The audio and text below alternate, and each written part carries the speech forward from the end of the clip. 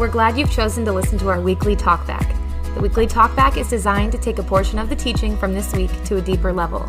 You may want to listen to this week's teaching, but it isn't necessary to understand the weekly talkback. If you'd like to connect further, feel free to reach out to us through our website, KanoiChurch.org. For now, enjoy the weekly talkback from Kanoi Church, where our mission is to lead people into a growing relationship with Jesus Christ.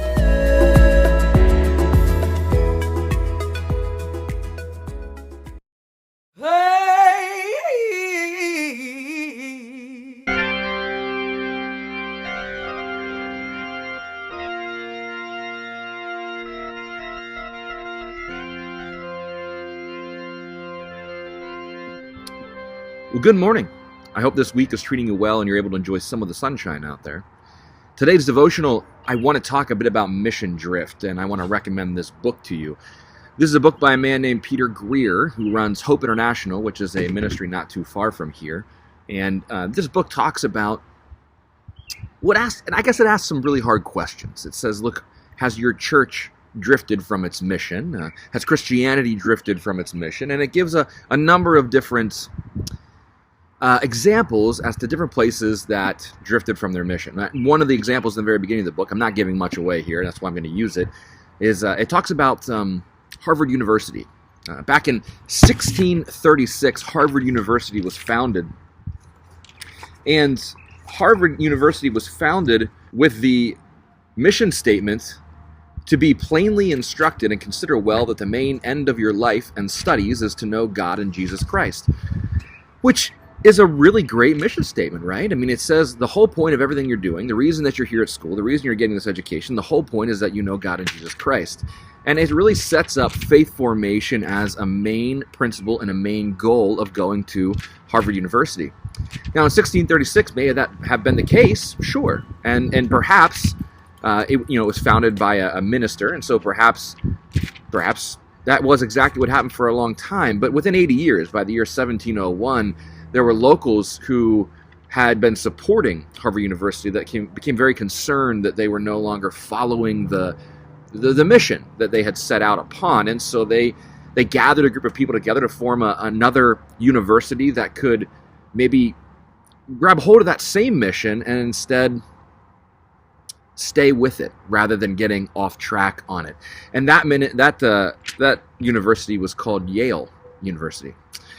Now, if you think about it today, Harvard founded in 1636, Yale founded in 1701. It's been, a few hundred years. And we can all probably agree that we don't tend to think of Yale and Harvard as these bastions of Christian education, though both of them do have programs, and they have Christian schools and divinity schools, and I'm not saying anything poor about them. But we wouldn't say that people go to Harvard so that their whole main point is getting to know God and Jesus. We would say they're going there for a great education. Peter Greer's point is that the mission that Harvard set out upon, it drifted from slowly. And then the mission that Yale set out upon to correct Harvard's issue, it also drifted slowly. And it's not uncommon to see all of us drift in our mission. I mean, think about this. When I was a counselor at Kenbrook, we did this thing called the Jesus Walk, which is a moving play around the property at Kenbrook. And so these little kids that would come to camp would get a chance to see the life of Jesus portrayed by various staff on site. And so somebody played the role of Jesus, somebody played the role of Peter, and everybody had a pretty good time watching these events unfold. But the first year that I was there, we seemed to have rain almost every night we were supposed to do this. And those of us who had put the time and the energy and the effort and the excitement into creating this really awesome play, we would get, beside ourselves when we saw the weather report calling for rain, or when we saw the dark clouds amassing in the sky. And we'd get pretty upset. We would talk like, oh, let's put it off. Let's cancel it this night and let's move it to another night. And one of the guys that had played the role of Jesus actually that year came to us, who were the disciples. That's what I played that first year, one of the disciples. And he said, look, guys, remember that we do this for the one who brings the rain. And as I reflect on that, as I reflected on it almost immediately, because we all changed our tune very quickly, it was a great point. It drove home to us the fact that we were missing the point of why we were doing this. The mission was to portray the life of Jesus. The mission was to portray the love of God, and it was to portray it to all of these little kids who were gathering around. And instead, what we had been focusing on was how good of a production could we put on. We had drifted from our mission without even realizing it. Think about the marriage where the spouses they're no longer really in love. They don't give each other gifts. They don't give each other compliments. They don't spend time talking. They don't go on dates. They don't continue to get to know each other. Instead, they just go about their duties and their roles. And, well, look, I don't think anybody usually gets into marriage so that they can find someone who will do their duties and they can do their duties. They get in because they fall in love. They get in because they love another person. They get in because they can see a future with that person. And it's often not including something as simple as you do what you do and I do what I do. We drift from our mission. It's possible to drift from our mission in so many areas of our life. And even this past Sunday, we talked a bit about how it's possible to drift from our mission when we come to church. We come to church often to consume. I want to hear some good music, and I want to hear a good message. And when I leave the church and I go out to lunch with my friends afterwards, I sort of go through a report card and figure out that I like it, was it good, or should I just write a bad Google review or whatever of the church. That's not why we're there, right? That's not why we're supposed to be there. If we're there because we're hoping for some good music and a great message, we're missing the point. We've drifted from our mission. We're there to honor and glorify God. We're not there to honor and glorify ourselves. We're not there to honor and glorify our appetite and what we want to see and hear and feel. We're there for God. And it's very easy for us to drift in our mission of even why we come to church. Now, this isn't a new thing.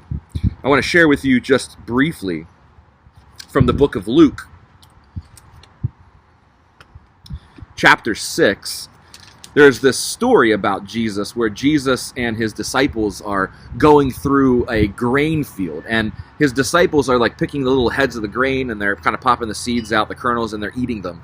And the Pharisees are saying, "What are you doing? Why are you doing what's unlawful on the Sabbath?" And Jesus says, "Hey, don't you remember what King David did when he and his men needed food? They came in and they took the consecrated bread that only the priests were to eat, and they broke it among themselves and they shared it."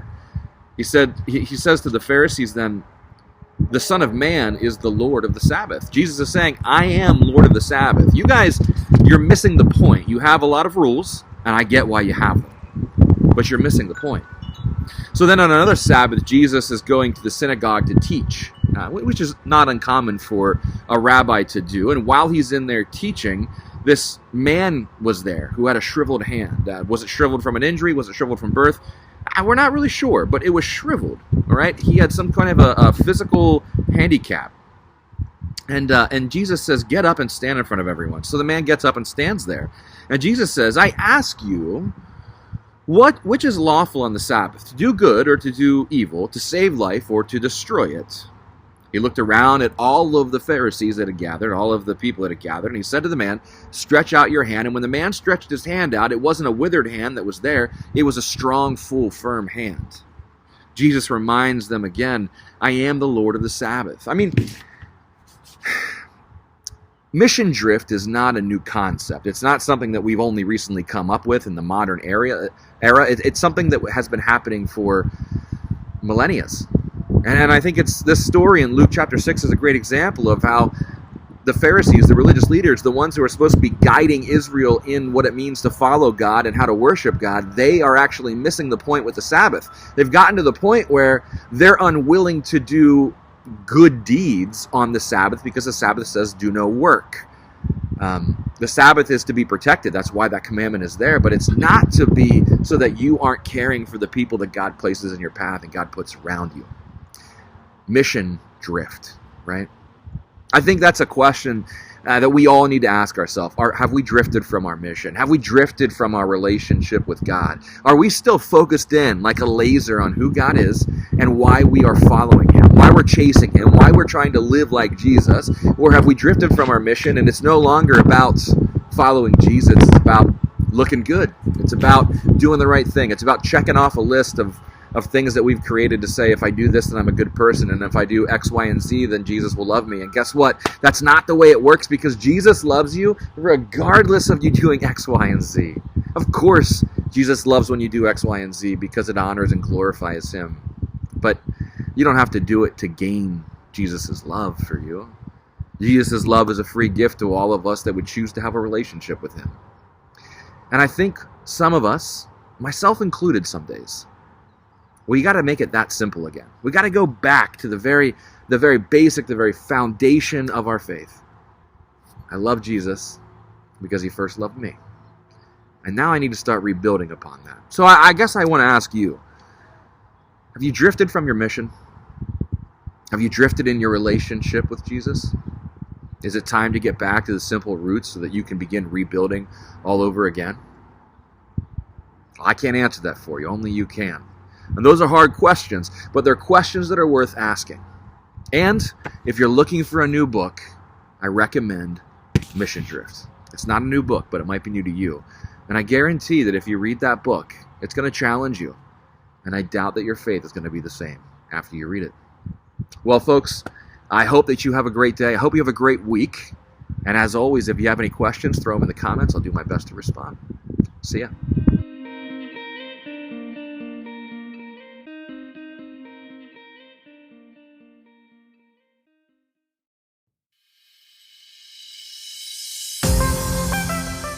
Hi, this is Pastor Nick.